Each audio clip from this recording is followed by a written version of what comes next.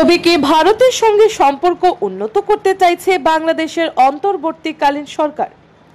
ভারতে নিযুক্ত বাংলাদেশের হাই কমিশনার জনাব এম রিয়াদ হামিদুল্লাহর ভ্রমণসূচিতে নিশ্চিন্তপুরের স্টেশন পরিদর্শনা কর্মসূচিতে এমনটাই মনে হচ্ছে।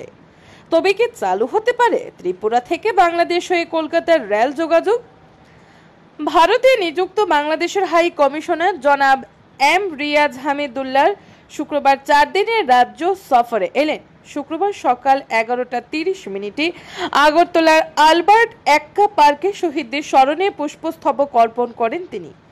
পরবর্তীতে 12:30 নাগাদ তিনি যান আগরতলা স্থিত বাংলাদেশ সহকারী হাই কমিশন পরিদর্শনে।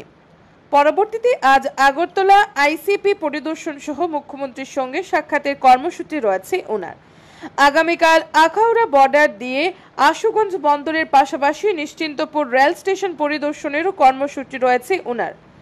সাবরুম আইসিপি মৈত্রী সেতু পরিদর্শন করার পাশাপাশি রাজ্যের রাজ্যপালের সঙ্গে নস্যভোজের কর্মসূচিও রয়েছে ওনার। ব্যুরো রিপোর্ট আর ই ধর্মনগর।